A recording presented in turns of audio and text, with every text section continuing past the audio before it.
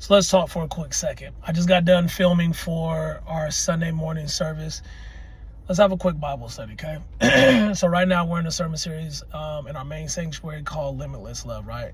And today we talked about 1 John 4.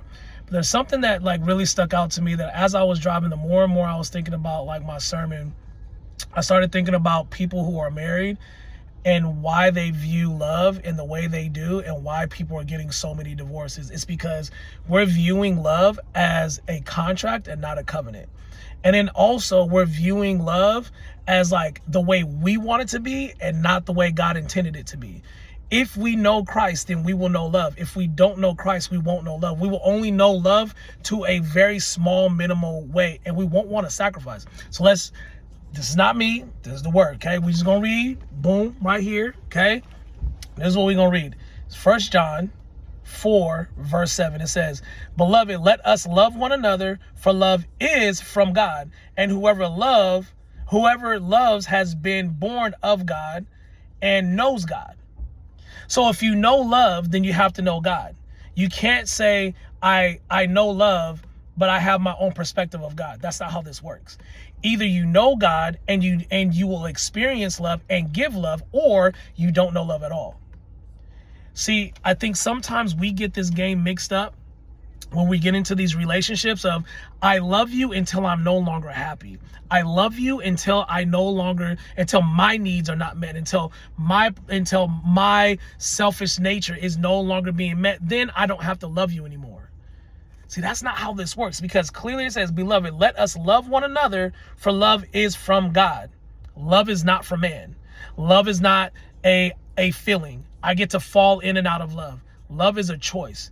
When Christ died on the cross for our sins, that was a choice. When he took the lashes for our sins that we deserved, that was a choice. He could have said, "Nope, let's just wipe everybody out, start all over again." No, but it was his love that kept him on the cross. It was a choice that he decided to make. He said, "Lord, not my will, but your will be done." So let me ask you this question. If you are in a relationship, if you are married, ask yourself this question: how can I serve my spouse better to make sure that we grow better together? Stop thinking about how they can serve you better. How can you serve them better? The only competition that should happen in your relationship is how you serve one another.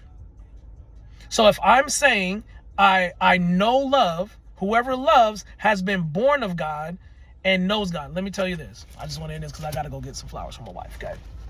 So look, let me help you understand something. We are not just forgiven, we are born again. So when you decided to give your life to Christ, you said, I have been forgiven for my sins, and I'm also transformed. 1 Corinthians, you are now a new creation. All the old things have passed.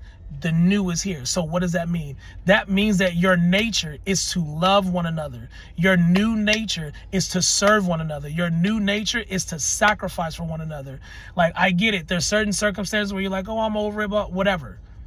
But at the ending of the day, if I say I am a follower of Christ, then that means that my old nature, my old habits, my old belief, how I believe is how I behave. If I believe that Christ said, I didn't come down to serve, I didn't come to be served, I came to serve, then this is what it means. When you said I do, you said I came to serve you and love you and honor you with everything in my being. The vows that I made were in front of all of our friends and family, but most importantly, in front of God. So listen, if you know love, you know God. Real spill.